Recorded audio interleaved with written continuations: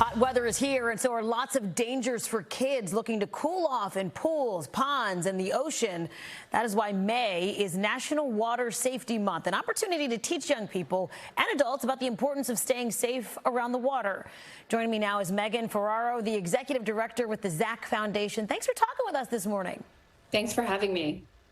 So this organization, it was born from a water tragedy. Talk about the work that you do to teach kids and adults about water safety.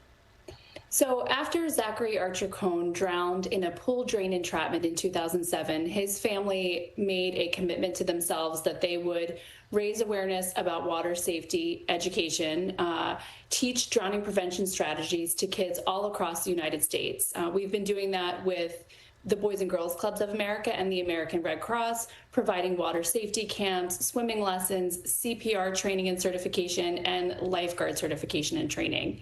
So it's really important for parents and caregivers this summer, as we're entering into this season where we're around water, to talk with our kids about never going into the water without an adult, to have a plan in place for when we go to the beach to enjoy our time at the shore, to always ensure that we are swimming in front of a lifeguard chair, that we're never going into the ocean when a lifeguard is not present, that we know a strategy if we get caught in a rip current. And that strategy is simple to follow. It's flip on your back, float until you're out of that rip current, and follow the shoreline until you can swim back to shore safely. We want to remind parents that if you have a backyard pool, to have a four-sided fence installed to completely isolate that pool from the rest of your backyard. If you have a sliding glass door that goes out to that pool area, to put a door chime on that door so that you can be alerted if that door is opened by a young child that may be unsupervised at the moment. We want kids to enroll in swimming lessons, and for adults, if you don't know how to swim, to enroll yourself in swimming lessons. We know that if adults know how to swim, that children will learn how to swim, and it's really a beautiful life skill that we can give as a gift to our kids.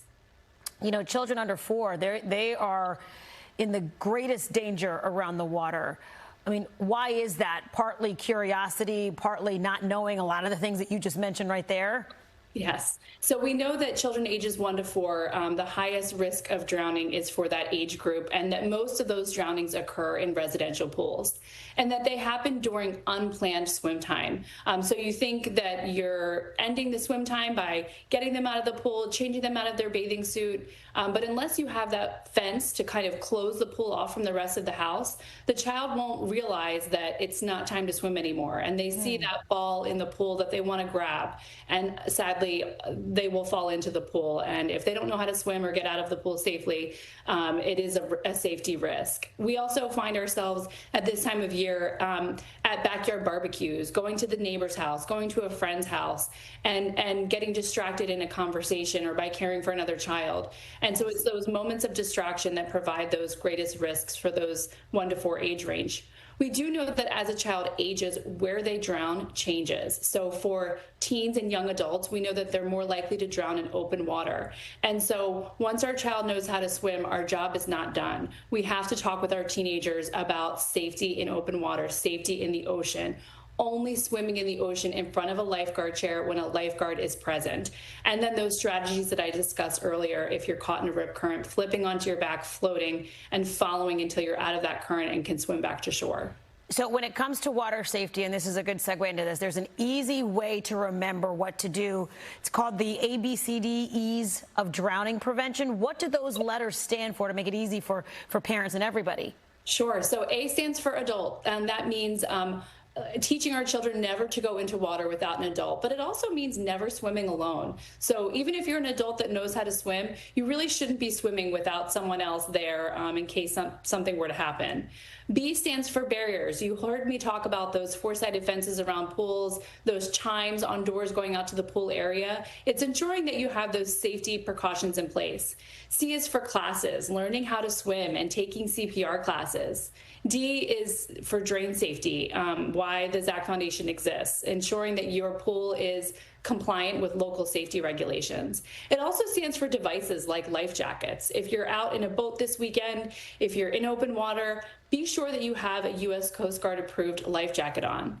And E stands for everywhere. Water is everywhere. We know that in events of extreme flooding, that water can provide a risk. We know that for babies, being in the bathtub unsupervised can provide a risk.